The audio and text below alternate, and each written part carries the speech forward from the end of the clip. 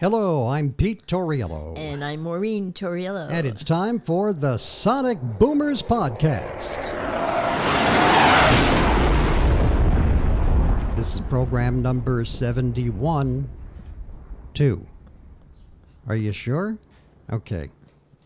And I had a thing up on the screen in front of me, and the screen just went blank, so I can't like see. your brain. Yeah, I can't see anything now. The screen matches my brain. It's blank. Well, whether it's 71 or 72, the bottom line is there's 70 at least. See what I did with that? Yeah, very clever. 70 earlier shows for your listening pleasure, if you haven't heard it before. And of course, they're new to you. So check them out, and if you want to write to us, our address is Sonic Boomers, as one word, Sonic Boomers at Proton Mail, Proton, Sonic Boomers at protonmail.com. And we look forward to hearing from you. Yep, and we write back to you too. Every once in a while, a letter pours in, and we send you a reply right away. This week, we posed the question to you: if you could buy back the home that you grew up in, and money were not an object, would you? You may have seen the video that I shot promoting this upcoming podcast. I actually shot that from the window of my car, looking at the very house that I grew up in, which is all of a 5-minute walk from where we are right now. And we had 446 views Amazing. of that little video, Amazing. which runs all of maybe 60 seconds. Yeah, yeah. You know, so that I guess that says we have listeners with short attention spans. The video gets multiple times the views that our podcast on its best day gets. Well, that's for some okay. reason. That's okay. Yeah.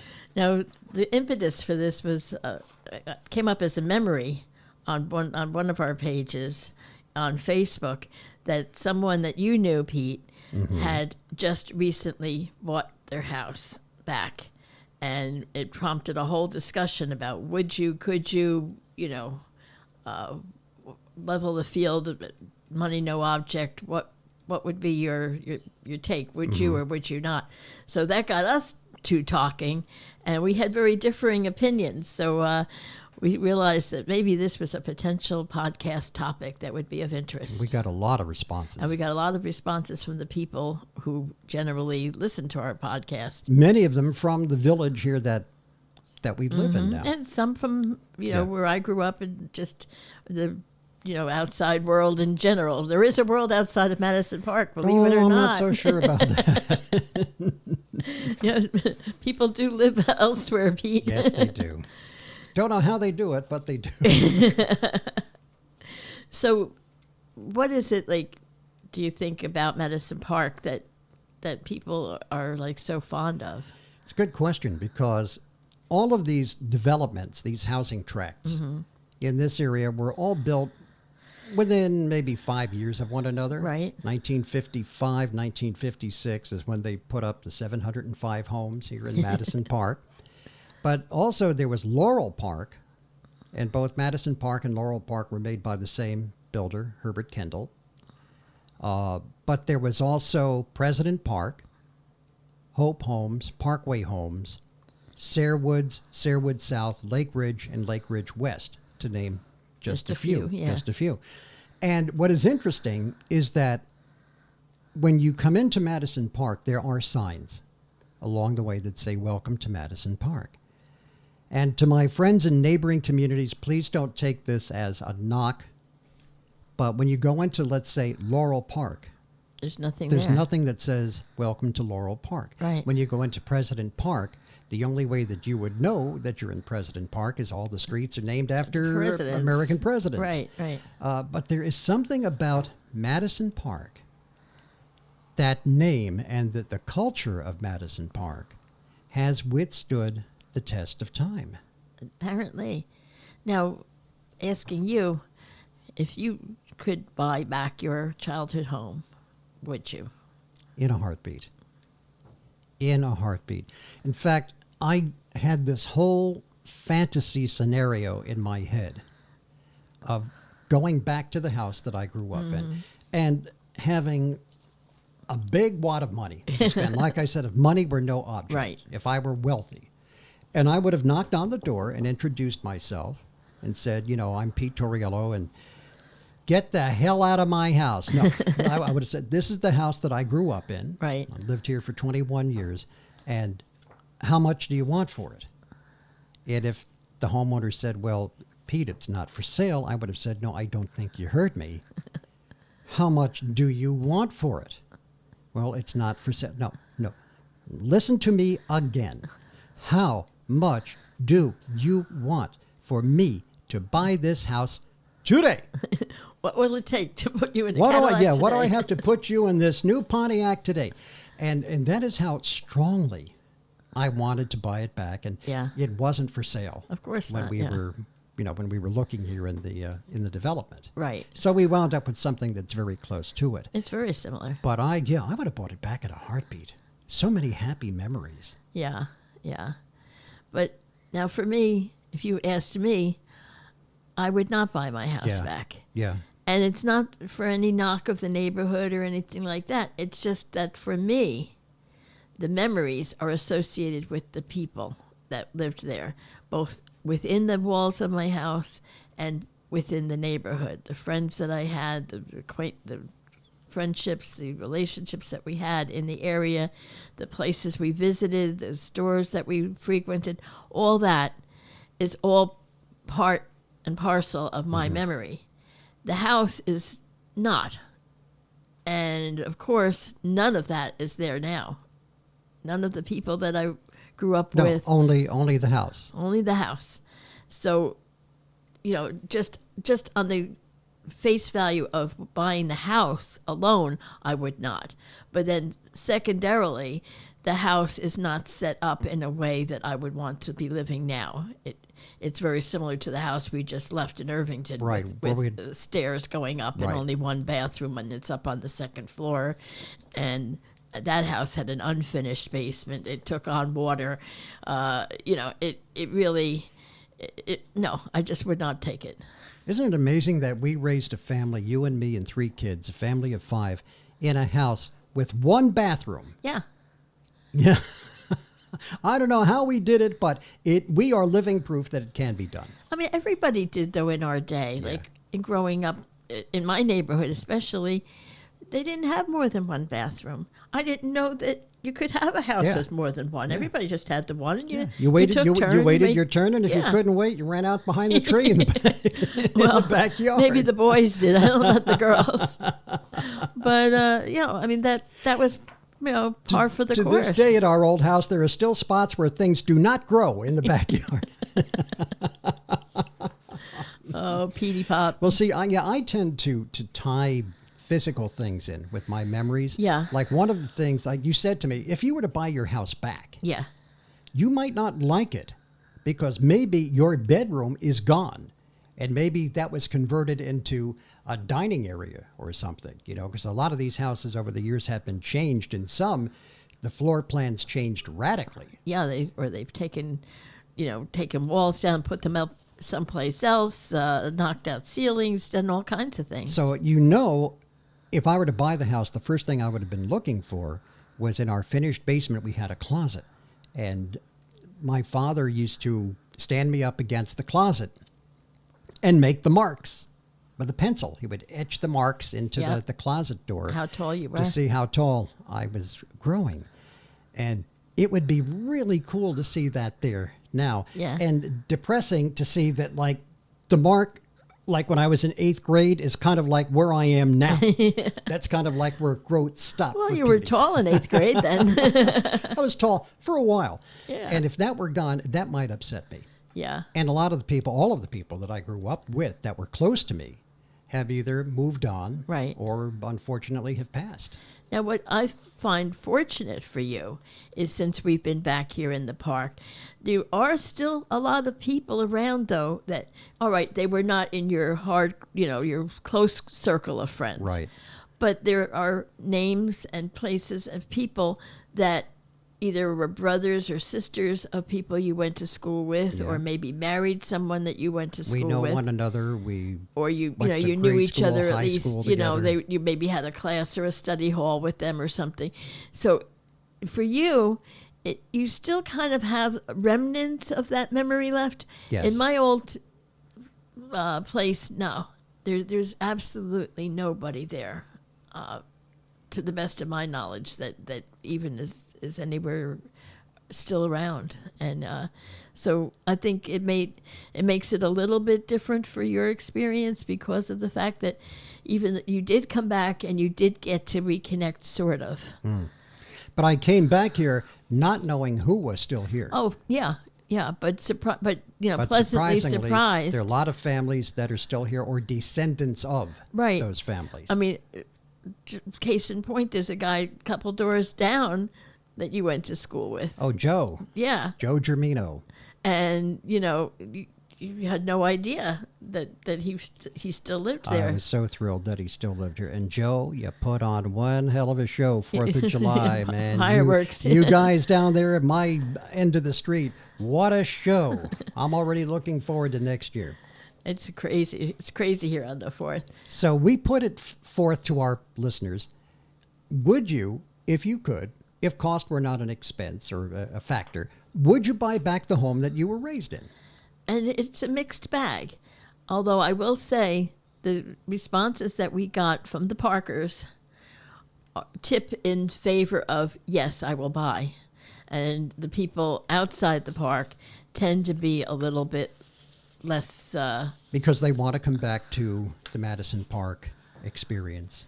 I guess There's so. something very special about this little village that makes people either want to stay or wish that they could come back. Yeah. So let's look at some of the responses Okay. that we got. So you want to take the first one? Sure. Elise Welch Romano. Her parents bought their home here back in 1956. So they were probably one of the original original Parkers. owners. And she still lives here. Yeah, that's cool. That's cool. I wonder if Joe Welch was her brother. I went to school with Joe Welch, and I'm wondering if they're related. Carrie Nebus. Madison Park loves the Nebuses. They are some of the people that are the heartbeat of this community. Frank and Carrie Nebus. They call their house the Nebus Nut House. And Carrie says her parents bought their home in 1987. She and her husband bought it back from them in 2018. Before they passed away, she says, we're keeping memories, making new ones, and they intend to keep the house within the family in the foreseeable future. So good for you guys. Yeah, definitely. Now, Debbie Dugan Rondeau, her parents bought the house in 1967. She left in 76 when you did, actually. Yeah. And returned in 91, and she is still here. Yeah, and I think Debbie might have lived next door to me because the Dugans used to live next door to us, and I Yeah. think that might have been their daughter. So, Debbie, let me know. SonicBoomers@protonmail.com. Jeannie Miller says, I would buy back my childhood home. Definitely. Okay. Laura Stricker, I wouldn't. I like Well, I like having a space for my little family to make their own memories in. I get it. And I like the floor plan better where I am. Don Corby writes, I would. Coincidentally, it's up for sale now, he says. He says, my parents bought 12 Princeton in the early 60s for $16,000. I'd love to live out my days there. There's another one. I want to live out my days there in the park, but it would take too long to sell my current house, not to mention the $350,000 asking price. Yeah. Yeah, and nowadays even that might be a lowball price. My father would have plotzed because he bought the house in 55 and he paid $13,990. I remember he would always say that. Yeah. $13,990. I paid for that. $13,990, Peter. Well, didn't we find their The mortgage The payment. mortgage payment was like $75 It was a month crazy. or I something remember when I was like a that. kid, my mother would always say, don't ask me for nothing this week, Peter. I got to pay the mortgage. Got to pay the mortgage. Don't ask me for nothing this week. And then we found the mortgage and it was like, yeah, $75. I'm like, what? That's like spending money. Yeah. Kevin Wimmer, his parents bought 9 Cornell Road for $16,500. Right. McCoy's old house is listed at $425,000. Bob Bulmer writes, I would not buy it back. However, one of my high school classmates did buy the house that I grew up in Madison Park. That's pretty cool. And Bob, at least you can go over there and like say, all right, what did you do to it? Yeah. And why? Give an accounting for yourself. I should point out that when we first moved into to the village Yeah. here, I had walked past my old house, and the guy was outside Right. that owns it. And I struck up a conversation, and that part about me being who I am did not impress him. Did not impress him. I was hoping he would Did you have... mention me? Yeah. I was hoping that he would have said, "Oh, why don't you come in and I'll give you a little tour." remember- But it was also during the height of, Because of that the was when pandemic. COVID was the very first restrictions were coming out, Yeah. and they were super Yeah, strict. because I had a mask on at the time. yeah. And he was working on his car, and I said, "Hey, I introduced myself. Right. I said, I don't mean to hassle you or nothing, but I just wanted you to know this is the house that I grew up in. Boy, you've done it. Thank you for taking such good care of it." And I was hoping he would have said, "Yeah, come on in." Didn't happen. No, well, I mean, truthfully, Yeah. I wouldn't just Yeah. invite somebody in. Yeah, well, maybe some other time. Yeah, Maybe maybe. he'll hear the show. Maybe. And Leslie Ann says, I absolutely would live in Madison Park at this point in my life. It's all I ever wanted. Sorry I moved. Gene Jackson Schwartz says, "I wish I bought my parents' home. I'd love to live there too." And Charlene Mundy Ackerman says, no, the area has changed. It's too busy now. Charlene, are you related to Charlie Mundy? I went to grade school with Charlie Mundy, who I believe passed away in a tragic car wreck. Were they twins with Charlene and Charlie? I don't People remember. often do that with I- twin names. I remember Charlie. So write to me, Charlene. Let me know. Cindy Wands Milan. I hope I'm pronouncing that correctly, Cindy. If that is not your name, it is now. I love my childhood. I would move back in a heartbeat. And Amy White says, yes, my mom still owns it. I moved out at 22. She's now 85, and yes, I want to buy it. Amy, I have a question for you. Were your parents Irene and Bob White on Princeton Road? Because my mom and dad were friends with them, and they used to publish the little newspaper here in town called the Madison American, which was a great local paper. Okay. And so I wonder if that's because if she's 85, that would be About the right age, about right? the right age. Because my folks remember my dad was in his 50s when we moved here, and my mom was like in her mid 40s, and they were younger. Yeah. So that kind of That could falls be. within the timeline. So Amy White again, Sonic Boomers at protonmail.com. Let me know. And all you people that Pete is calling out, Yep. please listen and please write back. Jennifer Carney says, I raised my family in the house I grew up in, and I still live there. Yeah. Now, we also have some people outside the park that responded. Diane Calderulo says, hell no, property taxes are too high. And she also says she doesn't want to be a landlord. Yeah. So I Where guess- does she live now? Do we know what town she's in? She was in Roselle, but I'm not sure. I think she moved out of there. I'm not sure Okay. where she is now. Because no matter where you go in Jersey, the property taxes are. Yeah. are But I mean, too like, high. I know where she is. It was a big Yeah. increase. Ed Popolarski, our friend out in Washington, My beloved brother from another mother. he says no, he wouldn't move back here. It's too blue. Well, Ed, we have greenhouses here too. I don't think And- that's what he's referring and to. a lot Pete. of yellow houses like ours, and there's a few nice white ones over by the Pete, church. I don't What, think that's what he's not talking it. about. Oh, okay. We'll just leave it at that. Okay, Ed. And Paul Boehner says, no way. No way, huh? Okay. So they're pretty adamant for whatever reason. Yeah. So it's just interesting. We asked some friends of ours too. Dale Livingston was saying that, well, for him, his house was out in Omaha, in Nebraska somewhere. And he's like, I'm not going back out there. Yeah. And our friend Bruce Peterson, he is living in the house. His parents had the house built, and this is the only house he's ever lived in. Yeah. He grew up there. When he got married, they had bought the house, and they lived in the house, and he still lives there And it's in today. a beautiful neighborhood. Yeah, he's in Glenridge. Glenridge. Yeah. So, for him, everybody's telling him, oh, why don't you think about moving? It would be so much easier for you. And he's like, no. And I get that. I mean, his family's the only owner of that house. Right. And to maintain that history really, it would be hard to walk away from that. Yeah, I don't blame them. I don't blame them at all.